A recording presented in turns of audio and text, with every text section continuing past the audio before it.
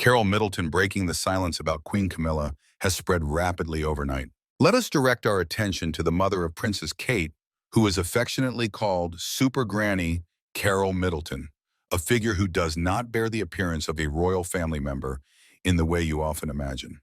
With uncontainable joy, she once shared, "Carole and I are truly filled with joy at today's announcement, and we eagerly await the prospect of a wedding that will take place next year." For many decades, the British royal family has stood firm like an impregnable fortress, where secrets are concealed tightly behind thick walls.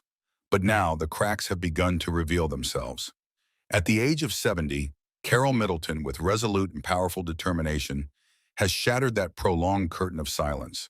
Her words resound like a bell, shaking the entirety of Buckingham Palace. Queen Camilla, a figure long shrouded in controversies, once again finds herself drawn into the center of a fierce royal storm. What mysteries still remain buried behind those closed doors? What silent power struggles have shaped the reign of the future queen consort? The battle to seize the soul of the monarchy is unfolding more fiercely than ever before, and this revelation has upended all order. Continue to follow, for what is about to be unveiled may cause the very roots of the royal family to tremble. The silent strength of Carole Middleton. For many years, Carole Middleton has honed a refined art, the art of concealing herself in the shadows. With a steadfast and powerful presence, she has skillfully navigated the royal world with a grace nothing can shake, never ostentatious, never exceeding boundaries, yet always a silent strength undeniable. She has mastered the rules of the game, achieving a perfect balance between the role of a supporter and discreet subtlety. Yet, when she finally broke her silence to confront Queen Camilla, that revelation shook the entirety of Buckingham Palace. This was not a fleeting rumor slipping through tabloid pages, nor a brief scandal aimed at capturing momentary attention. It was an eruption of tensions buried for so long, a revelation that exposed a power struggle smoldering beneath the surface through countless years. Carole Middleton once carried deep sorrow in her heart as she witnessed the collapse of the mail-order business she had painstakingly built. The British monarchy has overcome no small number of storms, scandals of infidelity, financial controversies, and even public betrayals. But this time everything was different. Carole's voice carried a weight not to be taken lightly. The words she uttered shattered the carefully constructed shell of unity the royal family had built. For those who had closely followed the court, that tension was not a surprise. Carole and Camilla had once stood side by side at royal events, their smiles concealing a wordless battle for influence. But behind that glamorous exterior, fate had decreed that the worlds of these two women would collide. Right from the moment Kate Middleton stepped into the position of a candidate for the future Queen of England. And now, at the age of 70, Carole Middleton has spoken out. The covert battle for control, long conducted in the shadows, has now erupted before the eyes of the public, exposing a discord stretching across many years. To comprehend the gravity of this revelation, one must trace back time, returning to the moment Kate Middleton became an inseparable part of the royal equation. At first glance, Carole and Camilla seemed to belong to two entirely different realms, connected only through the marital bond of their children. But the differences between the two ran far deeper than their lineage. Camilla grew up in the heart of the aristocracy, where class and pedigree were the measure determining each individual's place in society. She understood the unspoken rules of royal life, those unwritten laws deciding who truly belonged there. In contrast, Carole Middleton rose from nothing with her own hands. A woman successful through her own efforts, she ensured her children had the best opportunities, despite the middle-class label society affixed to her family. She was not born into royal lineage, but she possessed qualities surpassing any title: resilience, ambition, and an unshakable vision for her daughter's future. From the very beginning, Camilla showed doubt about Kate's suitability for royal life. Though never openly hostile, her quiet dismissals and subtle criticisms sent a clear message. Kate did not belong to that world. Within the palace corridors, whispers spread that Camilla had questioned Kate's ability to bear the weight of royal expectations, deftly implying that she lacked the refinement necessary to stand beside William as queen. Carole, with eyes ever watchful, noted every slight, every calculated move aimed at diminishing her daughter's standing. Yet, she chose silence, patiently biding her time in a long game, ensuring that Kate's place within the monarchy could not be shaken. But silence never meant surrender. Over the years, the tension only grew higher. The boundaries had been drawn, and neither of these two women was willing to yield. The haunting shadow of Diana. No figure looms larger over the royal family than the late Princess Diana. Though she passed away long ago, her presence remains firmly entwined with the monarchy's legacy. Her influence shapes public perception. Her memory haunts the very institution that once sought to silence her. But no one bears the weight of Diana's lingering presence more than Camilla. For decades, Camilla has struggled to shed the stigma of being the other woman. She has spent years restoring her reputation, gradually transitioning from royal mistress to queen consort. Yet despite her efforts, the public's devotion to Diana remains unchanged. No matter how many royal events she attends or how deeply rooted she becomes in the institution, she can never escape Diana's shadow. Then came Kate Middleton. From the moment she stepped into the spotlight, comparisons to Diana were inevitable. Her warmth, her natural grace, her ability to connect with people, all echoed Diana's legacy. The public saw in Kate what they once saw in Diana. A woman who was not just a royal, but a symbol of elegance and relatability.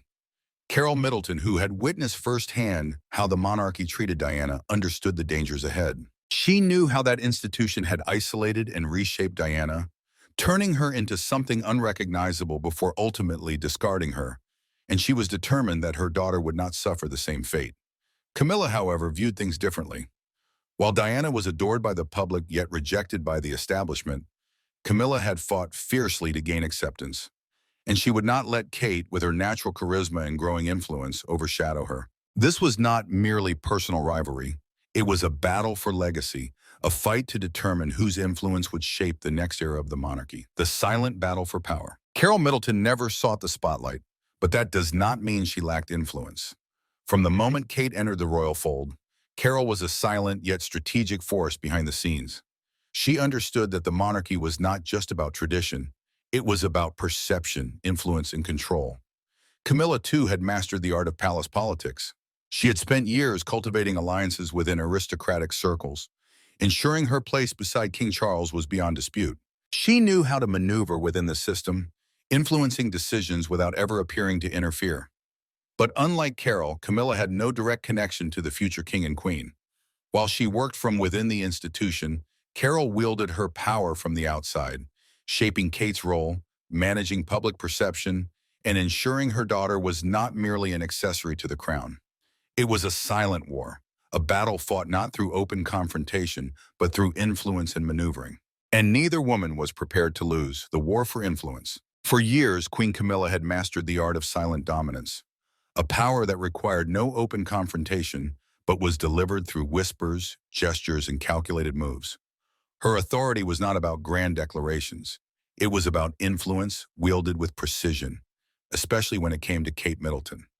At royal gatherings, Camilla knew exactly how to establish her presence without uttering a word. The way she positioned herself in photographs, the people she chose to acknowledge, and the fleeting, seemingly harmless remarks she made, all carried a deeper, unspoken message. Royal insiders claim that Camilla had spent decades learning how to manipulate the unwritten rules of the monarchy. And when Kate entered the royal fold, she was not about to make her transition an easy one. She ensured Kate understood her place, not as a rising queen in waiting, but as an outsider who had married into an institution with rigid traditions. While the world saw them standing side by side at royal events, those who paid attention noticed the subtle expressions, the faint smirks, the carefully placed pauses in conversation. Camilla's words, though seemingly polite, always carried a sharp edge. Yet Carole Middleton was not easily deceived. She had an instinct for reading between the lines, for sensing when her daughter was being undermined. She noticed how Camilla's presence could shift the energy in a room, how the air thickened when Kate was subtly dismissed. The jabs were not always obvious, but Carole saw them all. A patronizing smile here, a condescending remark there. Some royal commentators dismissed these interactions as mere coincidence, but those close to Carole knew better. This was an attempt to remind Kate, and by extension the Middletons, that they would never truly belong. But Carole was not one to react impulsively. She understood that power was not about responding to every slight, but about waiting for the right moment. She remained composed, silently observing, knowing that soon enough, an opportunity would arise when she could push back in a way that truly mattered. That moment arrived when the grand wedding plans began, setting the stage for a battle far greater than either woman had anticipated. The grandmother rivalry in the next generation. The world saw Kate and William's wedding as a fairy tale spectacle, a seamless blend of love, history, and royal tradition. William Arthur Philip Lewis, wilt thou have this woman to thy wedded wife? But behind that grandeur was a silent war between two formidable women, each determined to shape the narrative of the future queen's ascension. For Carole, the wedding was not just a royal event, it was a defining moment for her daughter. She wanted Kate's wedding to reflect warmth, authenticity, and the values that had shaped her life. This was not merely about adhering to outdated customs. It was about ensuring Kate could control a day that would forever be etched in history.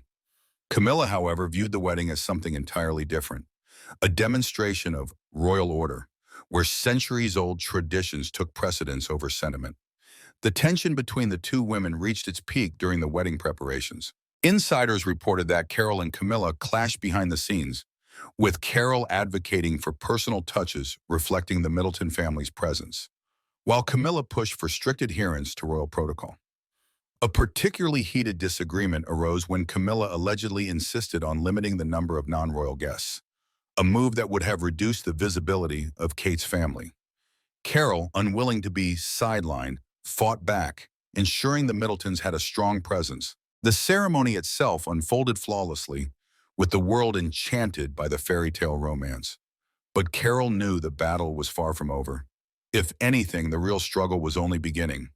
The stakes rose even higher with the birth of Prince George and Princess Charlotte.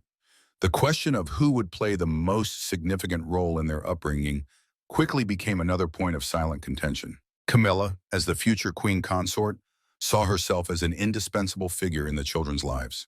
She believed royal traditions should take precedence, shaping the young heirs with responsibility and duty. But Carole had a different vision, one rooted in love, normality, and the kind of childhood Kate herself had been fortunate to experience. Kate naturally gravitated toward her mother's approach, wanting to shield her children from the relentless pressures of royal life for as long as possible. Carole, ever present in their lives, was seen engaging them in ordinary activities, family dinners, outdoor adventures, and small, grounding moments that gave them a sense of normality. In contrast, Camilla maintained a more distant role. Unlike Carole, she was not the type to be hands-on, and over time, her influence over the young royals seemed to wane. Royal insiders whispered about the quiet shift in power.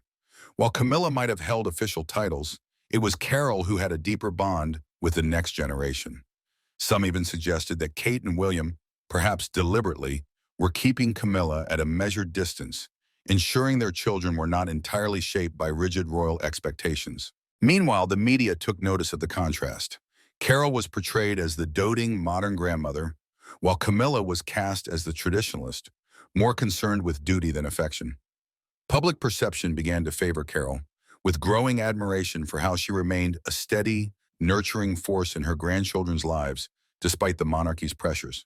Camilla, a woman who had spent years working to rehabilitate her image, now found herself on the losing end of a narrative favoring her rival. The battle was not confined to behind palace doors. It played out before the entire world. For the first time, the question was not just about who wielded power within the palace. It was about whose influence would shape the future of the monarchy itself. For years, Carole Middleton had endured the silent humiliations, the unspoken slights, and the constant battle for influence simmering beneath the surface of royal engagements. She had watched as Camilla, with her carefully measured words and strategic positioning, quietly asserted dominance over Kate and the children. But there was a single moment, a precise turning point, when Carole finally reached her breaking point. It occurred behind the gilded doors of a private royal gathering, a seemingly ordinary event where the family met to discuss upcoming responsibilities. But as the conversation turned to the next generation of royals, Camilla made a remark that cut deep. She spoke with an air of entitlement, asserting that as queen, she should wield greater influence over Kate and William's children. It was a veiled dismissal of Carole's role, a carefully crafted comment designed to diminish her presence in her grandchildren's lives. For the first time, Carole refused to let the moment pass. Those present at the gathering witnessed something unprecedented. Carole standing her ground. According to sources, she made it unequivocally clear that Kate, William, and their children had the right to shape their own family structure without interference from outdated traditions. Her words struck like lightning, shattering the meticulously curated illusion of harmony Camilla had long upheld. But Carole did not stop there. She turned the conversation toward the monarchy itself, daring to touch on topics that had remained whispered secrets behind palace walls. With measured resolve, she questioned how certain figures in Camilla's inner circle had benefited from their royal connections. Insiders revealed that she raised concerns about privileges granted to non-working royals, particularly those closely tied to Camilla's past. The room fell into stunned silence as Carole forced the family to confront a truth they had long ignored. Her words sent ripples through the palace. This was not merely a private dispute. It was an open challenge to Camilla's carefully constructed image. For the first time, someone had publicly refused to let her manipulate the narrative, and the balance of power within the royal family was shifting. Camilla's past resurfaces. The aftermath of Carole's bold stance was not limited to the immediate tension between the two women. Her words had an unexpected effect. They reignited scrutiny of Camilla's controversial past, a history the monarchy had tirelessly worked to bury. Long before she ascended to the role of queen consort, Camilla's name had been linked to scandal and whispers of betrayal. When the world mourned Princess Diana, few forgot the role Camilla played in unraveling what was supposed to be the most iconic royal marriage of modern times. Her affair with Charles had left deep scars, and while years of meticulous public relations efforts had softened the narrative, the truth had never fully faded from memory. For many, Camilla had always symbolized the rigid aristocratic order, where influence and privilege mattered more than morality. Now, with Carole's accusations making headlines, old wounds were reopened, questions resurfaced. Had Camilla truly changed? Or was she still playing the same ruthless games behind closed doors, maneuvering her way to power while pushing others aside? What made this renewed scrutiny even more damaging was its timing. The monarchy was already on fragile ground following Queen Elizabeth II's passing. The transition of power was delicate, and the institution could not afford another scandal. Yet Carole's remarks had sparked an unavoidable storm, forcing the public to re-examine Camilla's influence over King Charles. Whispers turned into headlines.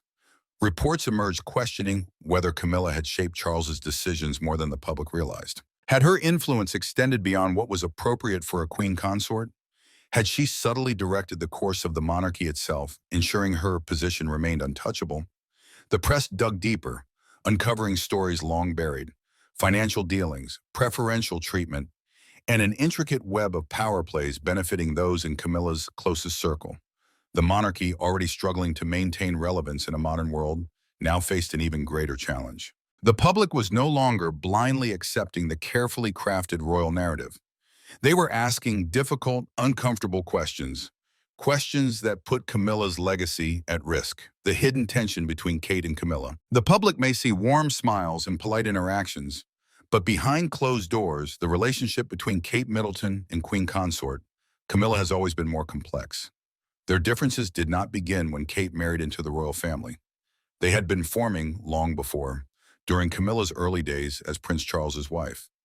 At royal events and formal dinners, Kate and Camilla often found themselves seated far apart, not just physically, but in their views on royal life. Camilla, shaped by years of experience and deep-rooted traditions, believed in adhering to the old ways of the monarchy. Kate, on the other hand, had fresh ideas about how the royal family could connect with ordinary people in a more modern and relatable way. Their contrasting backgrounds played a significant role in their differing perspectives. Camilla came from a wealthy British family and had been surrounded by royalty for most of her life. She understood the monarchy's rigid structure and had spent years navigating its unspoken rules. Kate, however, had an entirely different upbringing. Bucklebury, as you say, it's a very small place. Not quite a town, but a village. What you see behind me is pretty much it. All we have on this side of the road is the village pub and the local butchers. She was raised in a middle-class home where her mother, Carole Middleton, built a successful party supply business from scratch. Though Kate's marriage to Prince William brought her into the royal world, she never forgot her humble beginnings. This shaped her belief that the monarchy needed to be more accessible and in touch with the people. The silent tension between them grew stronger when Queen Elizabeth began showing special favor toward Kate.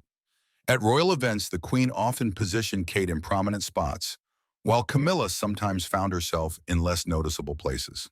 The Queen's gestures, like lending Kate jewelry from her personal collection, did not go unnoticed. Small but significant signs of royal approval made it clear that the Queen saw Kate as a key figure in the monarchy's future. Behind the scenes, palace staff observed distinct differences in how both women approached their royal duties. Camilla preferred traditional charity galas and formal engagements, maintaining the monarchy's elegance and prestige. Kate, however, took a hands-on approach, dedicating herself to causes like early childhood development and mental health awareness. Instead of adhering to royal formalities, she connected directly with people, sitting with children, speaking openly about emotions, and using her platform to promote meaningful change. This contrast created an unspoken competition for influence and attention within the royal family. As Kate's popularity grew and the Queen continued to guide her, Camilla found herself in a more uncertain position. The situation grew even more complex in Queen Elizabeth's final years. As the monarchy prepared for a new era, one shaped by the next generation of royals, Kate's quiet preparation for the crown began. Kate's quiet preparation for the crown. As Kate Middleton prepares for her future as Queen Consort, she is following the guidance of one of the greatest monarchs in history, Queen Elizabeth II. Unlike most royal spouses, Kate received special training early on. They claim Elizabeth altered her will before passing, bequeathing Kate the jewelry collection and perhaps leaving none of the pieces for Camilla or Meghan Markle. The Queen's private secretary regularly sent her detailed notes on royal duties, traditions, and protocols, information typically reserved for future kings or queens. This level of preparation made it clear that Kate's role would be far more significant than anyone had anticipated. However, not everyone welcomed this special treatment. Camilla, who had spent years carving out her place in the royal family, was reportedly unsettled by the attention Kate received. The unspoken rivalry between them reached new heights during the COVID-19 lockdowns. While Camilla adhered to traditional methods, formal phone calls, and carefully scripted video messages, Kate embraced a different approach. She used social media and casual video chats to connect with people, showing a more personal and modern side of the monarchy. Kate's efforts were widely praised. Her warmth and accessibility made the royal family feel more relatable during one of the most challenging times in recent history. The stark contrast between their styles highlighted a deeper divide within the monarchy, between the old way of doing things and the new. By the time of the Balmoral summit, this quiet competition had become a clear division between Kate and Camilla. Queen Elizabeth's private letters to Kate did not merely reveal her plans for the monarchy's future. They also brought this long-standing tension into the open. Both women were now forced to confront the reality of their shifting roles within the royal family. But this was not just a personal rivalry. It represented two competing visions for the future of the British monarchy. Would it remain bound by tradition, as Camilla believed? Or would it evolve to become more approachable and modern, as Kate envisioned?